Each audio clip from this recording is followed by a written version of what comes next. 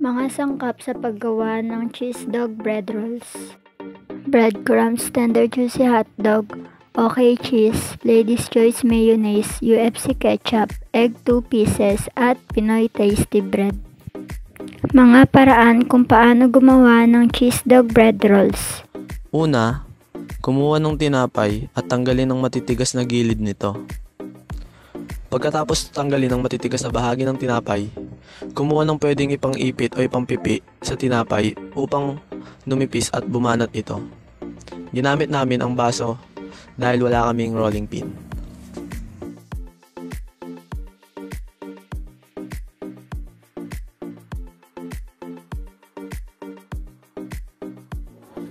Kumuha ng kahit anong cheese na maaaring ilagay sa inyong cheese dog bread roll at hiwain ito sa maliliit na parte upang magkasya ito sa tinapay. Ilagay sa lagayan ang cheese at pagkatapos naman ito, isunod na ang tender juicy hotdog at balatan ito bago hugasan. Pagkatapos, hugasan ang napiling hotdog para hindi ito masyadong mapula.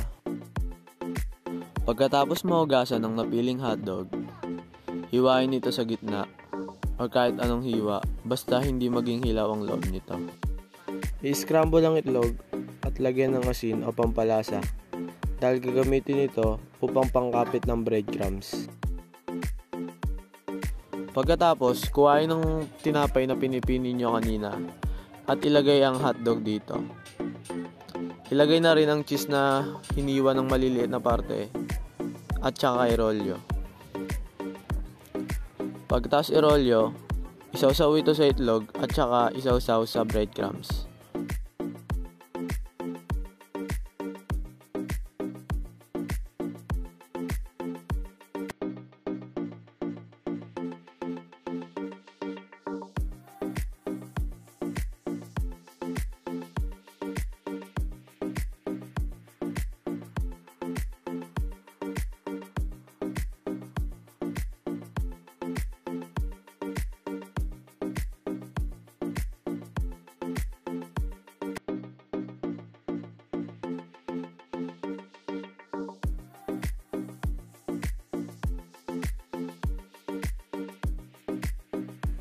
Painitin muna ang mantika bago ilagay ang inyong nakahandang cheese dog bread rolls.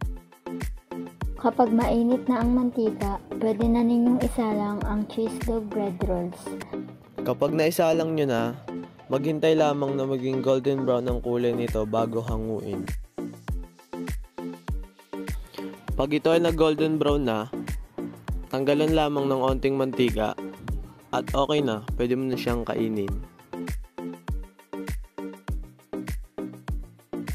Sa paggawa naman ng sausawan nito, gumamit lang kami ng UFC ketchup at ng Lady's Choice real mayonnaise. Kayong bahala kung gaano karami ang gagawin ninyo kasi gumamit kami ng real mayonnaise na 90 ml at 200 gram na ketchup. At hahaluin niyo lamang ito para magsama yung kulay nila at yung lasa nilang dalawa. At meron ka ng sausawan.